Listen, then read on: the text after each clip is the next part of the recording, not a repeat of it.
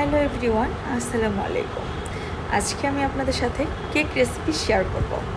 এখন কি করতে হবে, আমার সাথে থাকতে হবে আর দেখতে হবে আমি কিভাবে একটা কেক পুরোপুরি তৈরি করতে পারি। এখানে আমি 3টা ডিম নিয়ে নিয়েছি, আর এটা নর্মালে রেখেছিলাম, ফ্রিজে রাখা যাবে না, এটা মাথায় রাখতে হবে।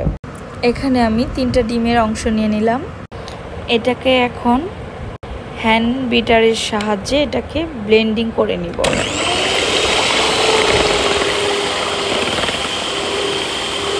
যতক্ষণ পর্যন্ত বাবলস না হয় ততক্ষণ পর্যন্ত বিট করে নিতে হবে। যখন দেখেন এরকম বাবলস হয়ে গেছে তখন আপনারা চিনি অ্যাড করে নেবেন। দেখেন এটা কত সুন্দর আমি বাবলস করে নিয়েছি। এখন আমি এটার সাথে 1 কাপ পরিমাণ চিনি নিয়ে নিব। এখন এটাকে আমি ততক্ষণ পর্যন্ত বিট করব যতক্ষণ পর্যন্ত এটা আঠালো ভাব না আসে। দেখতে পাচ্ছেন আমি কিভাবে মিক্সড করেছি, আর এই মিশ্রণটা দেখে বুঝতে পারছেন কেমন আঠালো হয়েছে। তখন ভাববেন যে জিনিসটা হয়ে গেছে।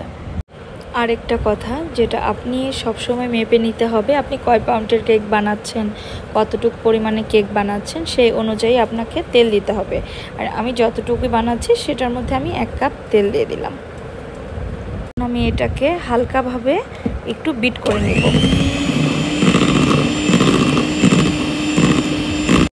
এখন আমি কেকের মিশ্রণটা মিশাবো। এই যে দেখতে পাচ্ছেন আমি এতটুকু নিয়েছি, আর এটার সাথে সব সময় চিনি অ্যাড করা থাকে, সব কিছু অ্যাড করা থাকে। আপনি চাইলে একটা কর্নফ্লাওয়ার দিতে পারেন, সেটা হচ্ছে বা বেকিং পাউডার, এটাও দিতে পারেন, একটা দিলেই হয়। এটা আমি নিয়ে নিচ্ছি কারণ এটা আমার কাছে খুব ভালো লাগে। এটাকে দিয়ে এখন ভালোভাবে এটাকে মিক্স করে নিতে হবে, যাতে খুব ভালোভাবে মিক্স ইন হয়ে যায়। দেখতে পাচ্ছেন কেমন মিক্সড করেছি। অলরেডি আমার কেকটা ডান হয়ে গিয়েছে। এখন এটা প্রিপেয়ার করে তোমাদেরকে দেখিয়ে দিব। দেখতেই পারছো সম্পূর্ণ কেকটা কেমন হয়েছে, আর এটা খুবই সফট হয়েছে। এই পেপারটাতে আমি হালকা তেল লাগিয়ে নিয়েছিলাম, দেখো কি সুন্দরভাবে উঠে গেছে, আর জাস্ট ওয়াও হয়েছে কেকটা। এটাকে এখন স্লাইড করে নিব। আর এই ক্রিমটা দিয়ে আমার খুব ইজি হয়, এই জন্য আমার এটাকে খুব ভালো লাগে, তাই আজ আমি এটাকে দিয়েই ক্রিম তৈরি করে নিব। এখন আমি একটু হালকা ফ্লেভার দিয়ে নিলাম ভ্যানিলার।